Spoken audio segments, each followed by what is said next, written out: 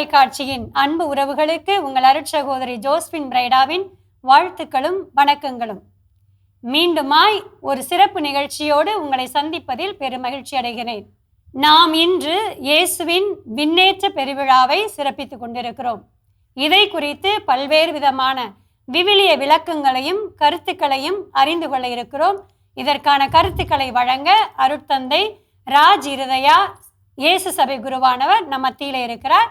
மாதா தொலைக்காட்சியின் வழியாக தந்தை அவர்களை அன்போடு வரவேற்போம். வணக்கம் ஃபாதர். வணக்கம் சிஸ்டர் பிரைடா. நல்லா இருக்கீங்களா ஃபாதர்? ரொம்ப நல்லா இருக்கிறேன். ஈஸ்டர் திருவிழாலாம் எப்படி போச்சு? ரொம்ப நல்லா போச்சு ஃபாதர். சந்தோஷமா இருந்துச்சு. நிறைய அர்த்தங்கள், நிறைய கருத்துக்கள், நிறைய உள்ளொளிகள் எல்லாம் பெற்றதுனால அர்த்தமுள்ள விதத்தில் இந்த நாட்களை எல்லாம் கொண்டாடுவதற்கு மிக துணை செய்தது. இப்போ நான் வேற ஒரு கேள்வியோட உங்கள்கிட்ட வந்திருக்கேன் ஃபாதர். ஒரு சில டவுட் நிறைய இருக்குது. குறிப்பாக நம்ம விண்ணேற்ற பெருவிழா, இயேசுனுடைய விண்ணேற்ற பெருவிழாவை சிறப்பித்துக் கொண்டிருக்கிறோம். அது குறித்து ஒரு சில கருத்துக்களை தெரிந்து கொள்ள ஆசைப்படுகிறேன் ஃபாதர். குறிப்பாக இயேசு உயிர்த்த இயேசு 40 நாட்கள் இந்த உலகத்திலே வாழ்ந்தார் என்று விவிலியம் சொல்லுகிறது. நம்முடைய முன்னோர்கள், மரபுகள், பாரம்பரியங்கள் எல்லாம் சொல்லுகிறது. ஏன் இயேசு 40 நாட்கள் இந்த உலகத்தில் இருந்தார்? உடனே போயிருக்கலாம் இல்லைங்களா தந்தையிட்ட உயிர்த்த ஆண்டவர்? அதை பற்றி என்ன விளக்கம் ஃபாதர்? இயேசுனுடைய விண்ணேற்ற பெருவிழாவிலே மறுபடியும் மாதா தொலைக்காட்சி சகோதரி சகோதரர்களை சந்திப்பதில் மிக்க மகிழ்ச்சி அடைகின்றேன். இந்த பெருவிழாவை பற்றிய மிகவும் அருமையான கருத்துக்களை, சிந்தனைகளை, நம்முடைய வாழ்வுக்குரிய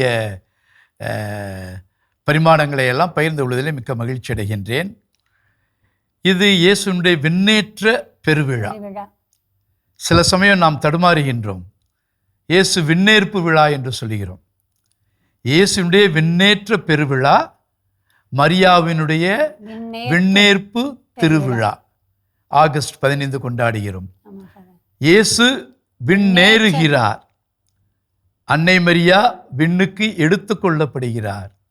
தி ascension of our blessed Lord Jesus, the assumption of our blessed Virgin Mary. இதிலே நீங்கள் பார்த்தீர்கள் என்றால் ascend என்றால் தமிழில் செய்வினை, ஆக்டிவ் வாய்ஸ். இயேசுவே எழுந்தருளுகின்றார் விண்ணகத்திற்கு.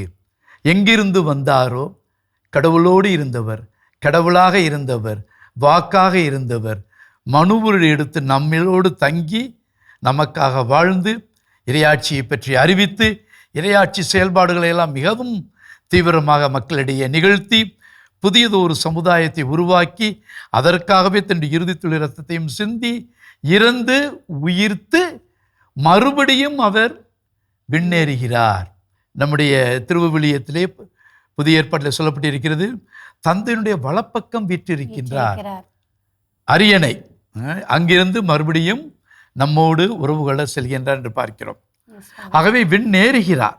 ஏனென்றால் இயேசு கடவுள், அன்னை மரியா மனிதர் தான்.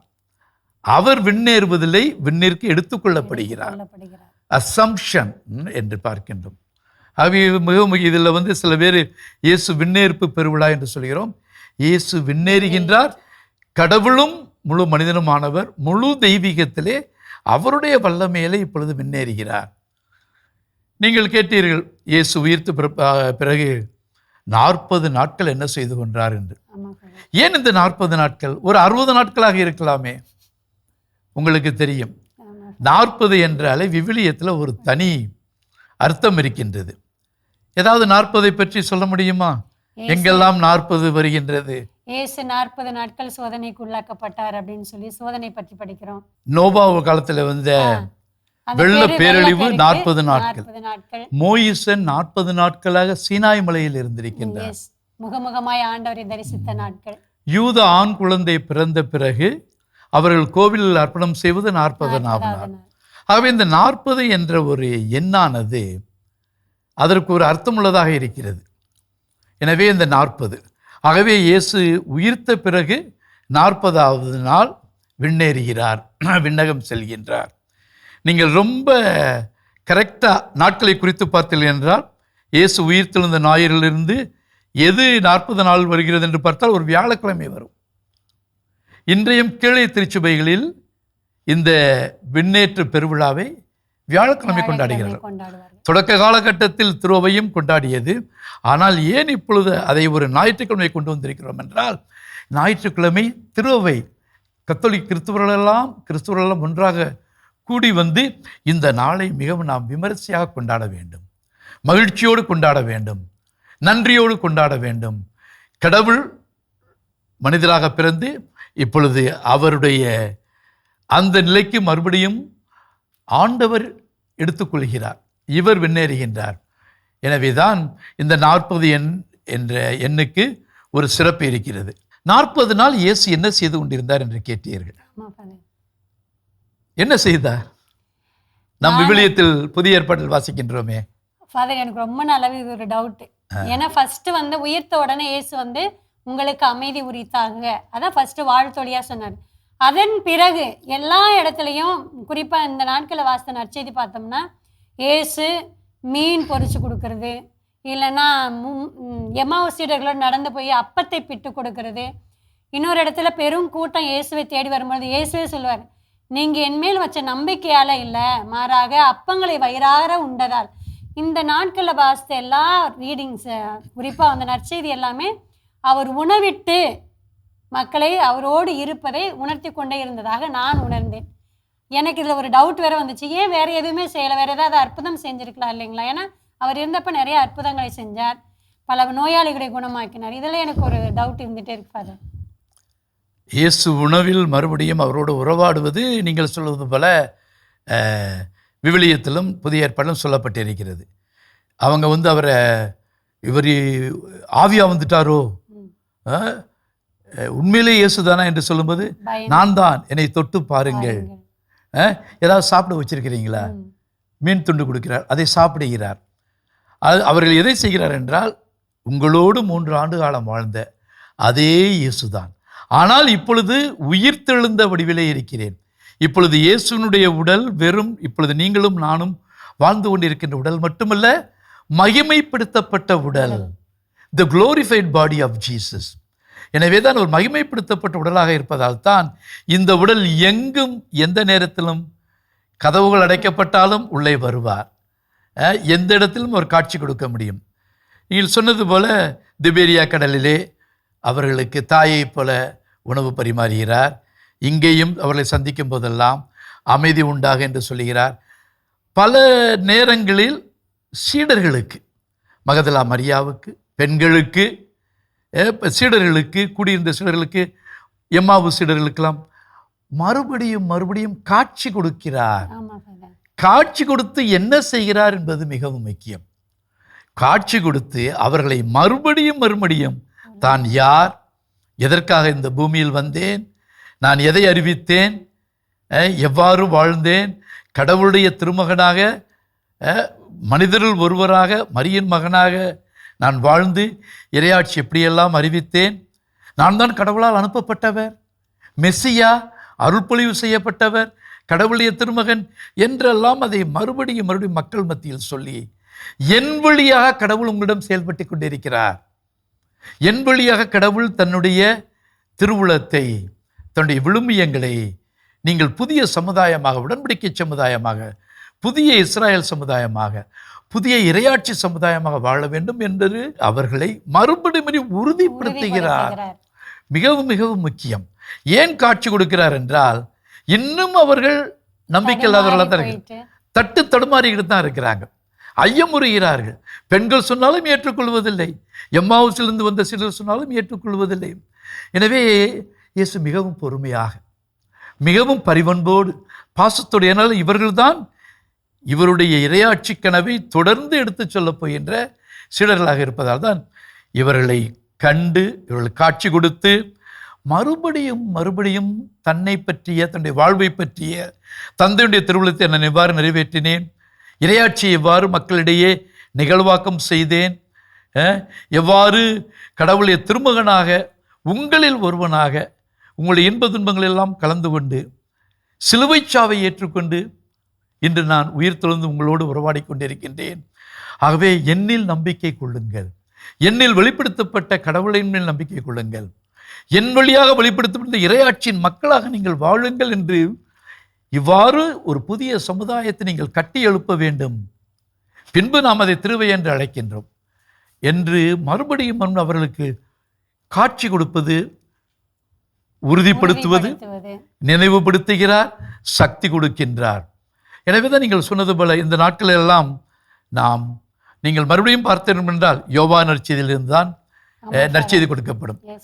தவக்காலத்திலே 5ஆம் ஞாயிறுக்கு பிறகு யோவான் நற்செய்தி வருகின்றது. உயிர்ப்பின் காலத்திலே 2வது வாரத்திலிருந்து யோவான் நற்செய்தி தான் சொல்லப்படுகின்றது. என்றால் இந்த 13, 14, 15, 16, 17 அதிகாரத்திலே இயேசு நிறைய விளக்கம் கொடுக்கிறார் தன்னுடைய வாழ்வை பற்றி. அதோடு இவர்களெல்லாம் இயேசு தங்களை விட்டு பிரிந்து போக போகிறாரே, சிறிதாலம் உங்களோடு இருப்பேன், சிறிதாலம் உங்களோடு இருக்க மாட்டேன், இவரை நம்பி நம்ம வீடு, மனைவி, மக்கள் எல்லாவற்றையும் திறந்து விட்டு வந்தோமே, இப்போ நம்மளை நிற்கதியாக விட்டு சென்று விடுவாரோ, இவருக்கு எதிராக யூதர்கள் எவ்வளவு குதித்தெழுகிறார்கள், இவரை கொல்ல வேண்டும் துடிக்கிறார்கள், அதே யூதர்களும் நம்மை கொண்டு விடுவார்கள் என்று பயத்தில் இருப்பவர்களுக்கு நீங்கள் 14, 15, 16 அதிகாரம் பார்த்துக்கின்றால் அவர்களுக்கு மறுபடியும் உறுதியூட்டுகிறார், நம்பிக்கை ஊட்டுகிறார். தன்னை நம்புங்கள், நான் கடவுளிடமிருந்து வந்தவன், தந்தை என்னில் இருக்கிறார், நான் தந்தையில் இருக்கிறேன் என்றெல்லாம் இந்த 40 நாட்கள் எவ்வாறு இந்த 40 ஆண்டுகளாக எகிப்திலிருந்து விடுதலை பெற்ற மக்களை புதிய மக்களாக கானான் தேசத்தில் அவர் உடன்படிக்கையின் மக்களாக சமுதாயமாக குடியமர்த்த அவர்களை புடம்போடுகிறாரோ, தயார்படுத்துகிறாரோ, அதே போல் 3 ஆண்டுகளும் தயார்படுத்தினார், இப்பொழுதும் அவர்களை தயார்படுத்துகிறார். 40 நாள் ஆண்டவர் செய்த பணி சீடர்களோடு உடனிருப்பது, உறவாடுவது, அவருடைய ஐயங்களை தவிர்ப்பது, நம்பிக்கை ஊட்டுவது, உறுதிப்படுத்துவது. உங்களை நான் எதற்காக தேர்ந்தெடுத்திருக்கிறேன்? இறையாட்சி அறிவிக்க, இறையாட்சி உலகமெங்கும் சென்று இந்த நற்செய்தி அறிவிக்க. அதற்கு நீங்கள் உறுதிப்பட வேண்டும். கட்டாயம் நீங்கள் உறுதிப்படுவீர்கள். எப்பொழுது? ஆவியானவர் வருவார் என்று. அந்த ஆவியானவரை பற்றியும் நிறைய செய்திகளை கொடுப்பதோடு மட்டுமில்லாமல் நம்பிக்கைகளையும் கொடுத்து அவர்களை இந்த 40 நாளும் கட்டி எழுப்புகிறார், புதிய சீடர்களாக உருவாக்கி கொண்டிருக்கிறார். ரொம்ப நன்றி ஃபாதர். குறிப்பாக எந்த அளவிற்கு சீடர்களுடைய வாழ்வு முறை அமைந்திருந்து, ஏன்னா நீங்கள் சொன்னீங்க பயந்து இறந்து விடுமோ, வாழ்வு என்னவாயிடுமோ என்று கேள்விக்குறியில் இருந்த சீடர்களுக்கு இயேசு ஒரு உறுதிப்படுத்துகிற கடவுளாக, ஒரு இயேசுவாக அவர்கள் மத்தியில் இருந்தார் அப்படின்றத மிக தெளிவாக சொன்னீங்க. அடுத்தது நான் என்ன கேட்க விரும்புகிறேன்னா, உயிர்த்தெழுந்த ஆண்டவர் இயேசு கிறிஸ்து விண்ணேற்றம் அடைவதற்கு முன்பாக சீடர்களுக்கு ஒரு கட்டளையை சொல்லி சென்றார். உலகெங்கும் சென்று படைப்பிற்கெல்லாம் நற்செய்தியை அறிவியுங்கள். முன்னாடி அவர் இந்த மண்ணுலகில் வாழ்ந்துட்டு இருக்கும் பொழுது மனம் மாறுங்கள், இறையாட்சி நெருங்கி வந்து விட்டது அப்படின்னு சொன்னார். அவர் விண்ணேற்றம் அடைவதற்கு முன்பாக உலகெங்கும் சென்று நற்செய்தியை அறிவியுங்கள் அப்படின்னு சொன்னார். இதுக்கு அதுக்கு என்ன பத டிஃப்ரெண்ட்? ஏன் உலகெங்கும் போய் சொல்லணும்? அப்போ இவங்க மனம் மாறிட்டாங்களா? நம்பிக்கை கொண்டுட்டாங்களா? இப்போ நீங்கள் சொன்ன மாதிரி அவங்க உறுதியாக இருக்கிறாங்களா? படைப்பிற்கெல்லாம் போய் நற்செய்தியை தைரியமாக அறிவிக்கக்கூடிய சக்தி அவர்கள்ட்ட வந்திருக்கா அப்படின்னு நீங்கள் உணர்றீங்களா ஃபாதர்? அதை பற்றி என்ன நினைக்கிறீங்க? வெரி குட் சிஸ்டர் பிரைடா. நீங்கள் கேட்ட கேள்வி, கிறிஸ்துவ அழைப்பு என்பது எனக்கு மட்டுமல்ல, எனது குடும்பத்திற்கு மட்டுமல்ல. இந்த கிறிஸ்துவ அழைப்பதே பிறரை மையப்படுத்தியது, உலகை மையப்படுத்தியது. நான் மாற வேண்டும், என் குடும்பம் மாற வேண்டும், என்னுடைய பங்கு மாற வேண்டும், என்னுடைய திருவை மாற வேண்டும், என்னுடைய சமுதாயம், உலகமே மாற வேண்டும். யாரில் மாற வேண்டும்? இறைவனுடைய திருவுளத்தில் மாற வேண்டும், இறைவனுடைய கனவில், இறைவனுடைய ஒளியில், இறைவனுடைய விழுமியங்களில் புதிய படைப்பாக மாற வேண்டும். அதனால் வாழ்க்கையில் பார்க்கிறோம், சமுதாயத்தில் பார்க்கிறோம். அவ்வாறு ஒரு புதிய படைப்பாக மாறுவது, புதிய சமுதாயம் மாறுவது என்பது எளிதான காரியம் அல்ல. பல வகையான எதிர்சக்திகளை எதிர்கொள்ள வேண்டி இருக்கிறது. இறையாட்சிக்கு எதிரான விழுமியங்கள் நம்மை விழுங்க காத்து கொண்டு இருக்கின்றன. ஆக இப்படிப்பட்ட ஒரு சூழலில் இந்த இயேசு அவர்களை எதற்கு அழைக்கின்றார்? உங்களை நான் சீடரை அழைத்திருப்பது ஏதோ என்னோடு கொஞ்சி குழாவ என்பதற்கு அல்ல. கட்டாயம் உறவு இருக்கின்றது. ஆனால் உங்களுக்கும் என்னிடம் இருக்கின்ற உறவு உலகிற்கு எடுத்து செல்லப்பட வேண்டும். உங்களோடு நான் எதையெல்லாம் பகிர்ந்து கொண்டேனோ, எதையெல்லாம் அறிவித்தேனோ, கடவுளுடைய திருவுளத்தை எப்படியெல்லாம் உங்களுக்கு அறிவித்தேனோ, அதை நீங்கள் மற்றவர்களுக்கும் எடுத்து செல்ல வேண்டும். அன்பை பற்றி பேசியிருக்கிறேன், மன்னிப்பை பற்றி பேசியிருக்கிறேன், பகைவரையும் அன்பு செய்ய வேண்டும் இவ்வாறு என்று பேசியிருக்கிறேன். ஏழைகளுக்கு நற்செய்தி என்று சொல்லியிருக்கிறேன். அநியாயம் செய்பவரும் அக்கிரமம் செய்பவரும் அவற்றையெல்லாம் விட்டுவிட்டு அவர்களும் கடவுளுடைய மக்களாக மாற வேண்டும் என்று அந்த சமயவாதிகளையும் அரசியல்வாதிகளையும் அதிகாரத்தில் இருப்பவர்களையும் அடக்குமுறையாளர்களையும் இயேசு எதிர்கொண்டு அவர்களையும் இறையாட்சிக்கு அழைக்கின்றார். ஆகவே இந்த உலகம் கடவுளுடைய உலகமாக மாறிக்கொண்டே இருக்க வேண்டும். அதுதான் நற்செய்தி. நீங்கள் சொன்னீங்க என்ன, மார்க்கு 1:15 மனம் மாறுங்கள், இறையாட்சி நெருங்கி வந்து விட்டது. அப்படிதான் ஃபர்ஸ்ட் அறிவிப்பே இயேசுவோட. அதை நம்ம திருநீற்று என்ன சொல்லுகின்றோம்? மனமாறி நற்செய்தியை நம்புங்கள். சிலுவை அடையாளம் போடுறோம். மனமாறி நற்செய்தியை நம்புங்கள். இயேசுதான் நற்செய்தி. கடவுளுடைய நற்செய்தி தான் இயேசு. அவருடைய வாழ்வு, அவருடைய போதனைகள், அவருடைய செயல்பாடுகள், அவருடைய விழுமியங்கள், அவருடைய இறப்பு, உயிர்ப்பு, பின்னேற்றம் எல்லாமே நற்செய்தியாக இருக்கிறது. ஆகவே இயேசு இந்த உலகத்தில் வாழ்ந்தபோது அவர் எந்த இறையாட்சி கனவை சுமந்தார்? எல்லோரும் இறையாட்சியில் கடவுளுடைய பிள்ளைகளாக வாழ வேண்டும். ஏனென்றால் கடவுள் நமக்கு தாய் என்பது தந்தையாக இருக்கிறார். நாம் எல்லோரும் அவருடைய பிள்ளைகள். நாம் எல்லோரும் அவருடைய பிள்ளைகள் என்றால் இனம், மொழி, ஜாதி, நிறம், நாடு, பண்பாடு இவற்றையெல்லாம் கடந்து அனைவரையும் நாம் அந்த சகோதரத்துவத்தில், நீதியில், சமத்துவத்தில், அன்பில் அரவணைத்து வாழுகின்ற, இருப்பதை பகிர்ந்து கொண்டு வாழ்கின்ற, எல்லோரும் நலத்தோடும் வளத்தோடும் வாழ்கின்ற, சமாதானத்திலும் ஒற்றுமையிலும் வாழ்கின்ற இறை குடும்பமாக, இறையாட்சியாக வாழ வேண்டும் என்று இயேசு விரும்பினார். எனவேதான் இயேசுனுடைய பணி என்பது எனக்குள் முடக்கப்படக்கூடியதல்ல.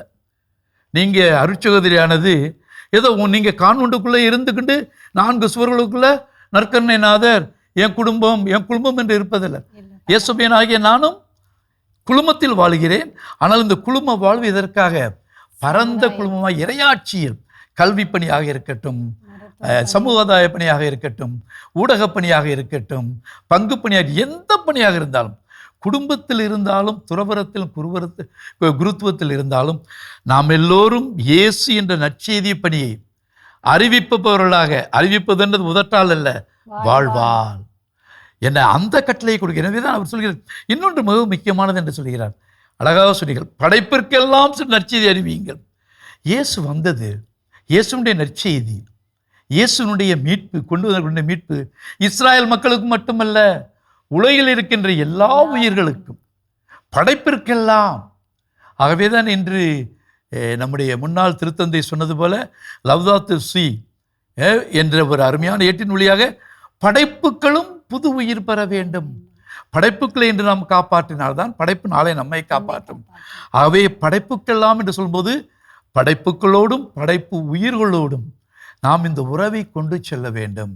ஆகவே இது ஒரு சமுதாயத்திற்கு, இஸ்ராயல் என்ற அந்த நிலப்பரப்புக்குள் அடக்கப்பட்ட அவர்களுக்கு மட்டும் இயேசு அல்ல, உலகில் உள்ள எல்லா மக்களுக்கும்.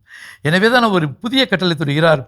இந்த இறையாட்சி இஸ்ராயல் என்ற எல்லைக்குள், இஸ்ராயல் என்ற இனத்துக்குள் முடிவடைகின்ற இறையாட்சி அல்ல, உலகெங்கும் செல்ல வேண்டிய இறையாட்சி.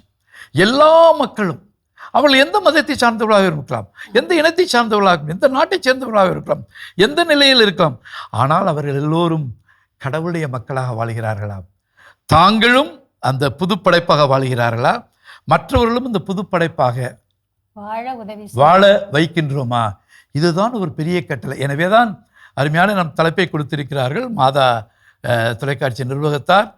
என்ன தலைப்பு என்று நாம் பேசிக்கொண்டிருப்பது? இயேசுவின் விண்ணேற்றமும் விடியல் சமுதாயமும். இயேசு குறந்தது இறையாட்சி என்ற விடியல் சமுதாயம். இருளிலிருந்து ஒளிக்கு, சாவிலிருந்து வாழ்வுக்கு, இறப்பிலிருந்து உயிருக்கு, இன்பத்திலிருந்து துன்பத்திற்கு, பகைமையிலிருந்து நாம் தோழமைக்கு. இயேசுனுடைய இந்த புதிய வாழ்வுக்கு எல்லோரும் அழைக்கப்பட்டிருக்கிறார்கள். மானிடராய் பிறக்கின்ற ஒவ்வொருவரும் அழைக்கப்பட்டிருக்கிறார். அவரவருடைய மதத்தை, அவர்களுடைய வாழ்வு தரும் கருத்தியலை பின்பற்றினால் எல்லோருமே. ஆகவே நற்செய்தி நானிலமெங்கும் அறிவிக்கப்பட வேண்டும். அதுதான் திருவையின் படியாக இருக்கிறது. எனவே ஏன் பிரான்சிஸ் வேர் அங்கிருந்து வந்தார்? ஏன் நம்முடைய உயர் மறை மாவட்டத்தினுடைய தோமா அங்கிருந்து வந்தார்? நற்செய்தியை நானிலமெங்கும் அறிவிக்கின்றார்கள். Very good father. இந்த படைப்பிற்கெல்லாம் நற்செய்தி அப்படின்றது ஒரு குறுகிய வட்டத்துக்குள்ளாக அடங்கி விடுவதில்லை. குறிப்பாக அந்த யூத சமுதாயத்துக்கோ யூத இனத்துக்கு மட்டும் இல்லை, வாழுகின்ற ஒவ்வொரு பயிர் பச்சை பூண்டிலிருந்து வாழுகின்ற எல்லா சமுதாய மனிதர்களுக்கும் அப்படின்றத ரொம்ப அழகாக சொன்னீங்க. ஃபாதர், இன்றைய காலகட்டத்தில் இந்த விண்ணேற்ற பெருவிழா நமக்கு எதை உணர்த்துது? ஏன்னா நிறைய பிரச்சனைகள் இருக்குது சொசைட்டியில். அதை நம்ம எப்படி எதிர்கொண்டு ஒரு விண்ணேற்றம் பெற்ற மக்களா, இயேசுவோட வாழுகிற ஒரு மக்களா இருக்க முடியும் அப்படின்றத நீங்கள் நினைக்கிறீங்க? இந்த இயேசுனுடைய விண்ணேற்ற திருவிழாவில் ஒன்று கட்டளை கொடுக்கப்படுகிறது, படைப்பிற்கெல்லாம் சென்று நற்செய்தி அறிவியுங்கள் என்று. நற்செய்தி என்பது என்ன? கடவுளுடைய செய்தி. இவாங்கேலியம், நற்செய்தி என்றால் என்ன? இயேசுவில் நமக்கு கொடுக்கப்பட்டது தான் நற்செய்தி. இயேசுனுடைய பிறப்பு, அவருடைய வாழ்வு, அவருடைய போதனை, இறப்பு, உயிர்ப்பு அனைத்துமே நற்செய்தி. ஏனென்றால் இயேசு கடவுளுடைய உருவாகவே வெளிப்பாடாக வந்திருக்கின்றார். ஆகவே அவர் கொணர்ந்த அந்த இறையாட்சி இன்று அகில உலகமெங்கும் செல்ல வேண்டும் என்று கட்டளை கொடுக்கப்பட்டிருக்கிறது. இன்னொன்று மிகவும் முக்கியம், இயேசு மானிடராக பிறந்தார், 33 ஆண்டு காலம் வாழ்ந்தார், 40 நாட்கள் உயிர்த்த பிறகு சீடரோடு உறவாடினார், விண்ணேறி விட்டார். அதோடு அங்கே போய் உட்கார்ந்துட்டு இருக்காரா? இல்லை. என்ன சொல்கிறார்? உலகம் முடிய மட்டும் நான் உங்களோடு இருக்கிறேன். மிகவும் அருமையான எம்மானுவேல் என்று இந்த குழந்தைக்கு பெயர் கொடுங்கள் என்று இயேசு இந்த உலகிற்கு வரும்போது கடவுள் நம்மோடு என்ற நற்செய்தியோடு வருகிறார். அவர் நம்மை விட்டு இந்த உடல் அளவில் விண்ணேறத்துக்கு சென்றாலும் நான் உங்களோடு முடிய மட்டும் உங்களோடு இருக்கிறேன். ஆகவே இந்த நற்செய்தி பணி என்பது நாம் தனித்து செய்வதல்ல. இயேசு நம்மோடு உறவாடுகிறார், தொடர்ந்து உடன் இருக்கின்றார். வித்தியாசமான விதத்தில் இப்பொழுது உடன் இருப்பார். அவருடைய நற்செய்தி நம்மோடு உடன் இருக்கிறது. அந்த நற்செய்தியை எடுத்துரைப்பவர்கள் நமக்கு உடன் இருக்கிறார்கள். திருவை நம்மோடு உடனே இருக்கிறது. எனவே அந்த கட்டளையை நாம் இன்று எடுத்து வாழ வேண்டும். இன்னொன்று பார்த்தீங்கன்னா, இயேசு விண்ணேறுகிறார். இந்த உலகம்தான் நமக்கு எல்லாம் என்று அல்ல.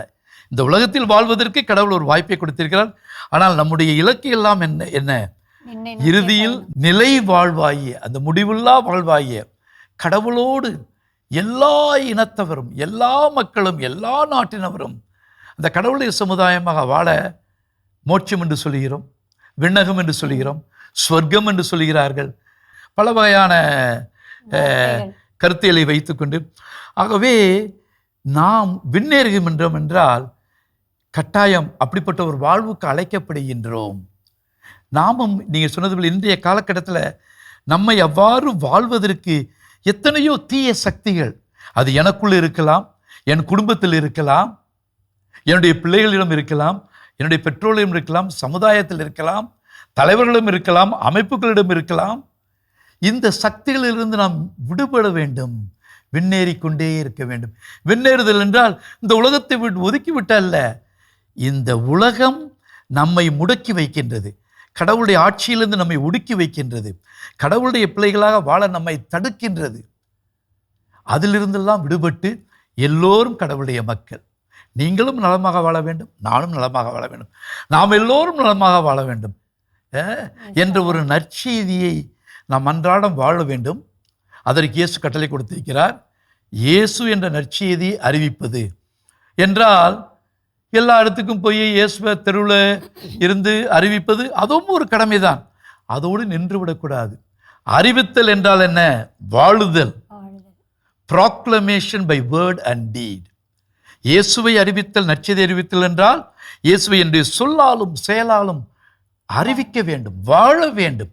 அப்படி விழுமியங்களை வாழ வேண்டும், இறையாட்சி சமூகமாக வாழ வேண்டும். அப்படி வாழ்வதுதான் ஒவ்வொரு நாளும் நாம் அந்த விண்ணகத்தை நோக்கி எழுந்து கொண்டே இருக்கிறோம். ஒரு காலகட்டத்தில் இறைவன் நமக்கு அந்த வாழ்வை நிறைவாக கொடுப்பார் என்று நம்புகிறோம். மிக்க நன்றி ஃபாதர். ரொம்ப அழகா இயேசுனுடைய விண்ணேற்ற பெருவிழாவுக்கான கருத்துக்களை எல்லாம் மிக அழகாக சொன்னீங்க. அதிலும் குறிப்பாக இயேசுவின் விண்ணேற்ற பெருவிழா, மரியன்னையினுடைய விண்ணேற்பு பெருவிழா, இதை பற்றி நல்ல ஒரு அழகான விளக்கங்களையும், இயேசு 40 நாட்கள் இந்த உலகத்தில் வாழ்ந்தபோது என்ன செய்தார், என்ன சொன்னார், இன்னும் படைப்பிற்கு எப்படி நற்செய்தியை அறிவிக்க வேண்டும் அப்படின்றத மிக அழகாக சொன்னீங்க. இன்றைய காலகட்டத்தில் நம்ம எப்படி வாழணும் அப்படின்றதையும் சொன்னீங்க. இன்னும் அடுத்த பகிர்வில் உங்கள்கிட்ட ஒரு சில கேள்விகளையும் ஒரு சில தகவல்களையும் நான் தெரிந்து கொள்ள ஆசைப்படுகிறேன். அதன் குறிப்பாக அடுத்த நிகழ்வில் கண்டிப்பாக உங்களை மட்டுமே சந்திக்க ஆசைப்படுகிறேன். மிக்க நன்றி ஃபாதர். மிக்க நன்றி பிரைடா. இயேசுவுக்கே புகழ். இயேசுவுக்கே நன்றி. மரியே வாழ்க.